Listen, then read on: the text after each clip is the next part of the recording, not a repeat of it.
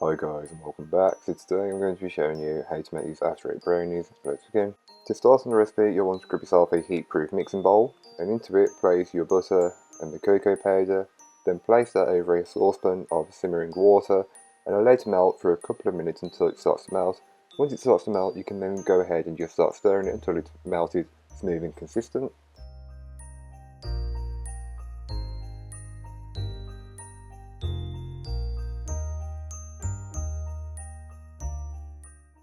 Remove the bowl from the heat, and then you can just give the bowl a scraping down, just to incorporate any bits that may not have been fully worked in from earlier on. Then add in your sugar and whisk that in until it's fully incorporated. It will make the mixture quite granular, but don't worry, this will alleviate as we work our way through the recipe. You can then go ahead and add in both of your eggs and the vanilla. I forgot to add the vanilla now, so I added it after, but add it in with the eggs and just whisk it in until it's fully incorporated. You will notice that the granular feel of the mixture is gone, as the eggs have helped alleviate that.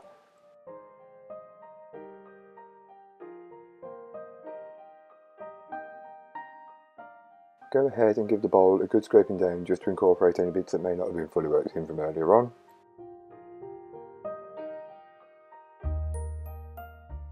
Into a sieve over the brownie batter, you can go ahead and add in the flour. Just sift it in to remove any lumps that may be in the dry mixture. Sometimes flour can be quite prolific for having lumps.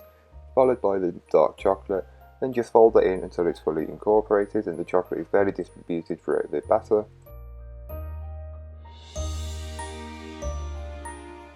So just before you finish with the brownie batter, you'll want to take some white chocolate spread and melt it, add in a quarter teaspoon of mint extract and just stir that in until it's fully incorporated.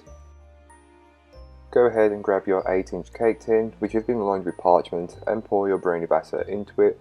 Although it doesn't look like a lot of batter, this brownie is quite dense and fudgy, so you only need a little and it will go quite a long way. Level it out, and then you can go ahead and dollop on top your white chocolate mixture and just take a butter knife and swirl it throughout the batter so you get a pretty pattern on top. If there's one thing I could say, try and get the swirl more towards the edge, but don't worry if you don't, it's not a big issue. Then all the baking times and temperatures you will need will be in the blog post, which will be linked down below. Once the brownies have had around 10 to 15 minutes baking, you can take them out of the oven and place on top the after 8. I place 16 because I'm cutting mine into 16, but feel free to use as many or as little after 8 as you'd like. You can then return the brownies back to the oven and bake for a further 10 to 15 minutes.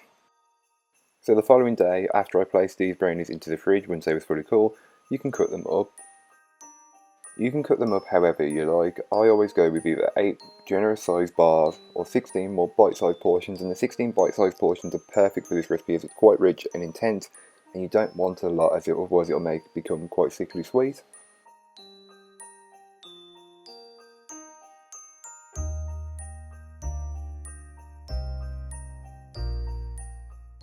So here are what the brownies look like once they are fully baked, cooled and finished. As you can tell, they are great. You've got that deep dark chocolate brownie base with the after 8 on top. Perfect.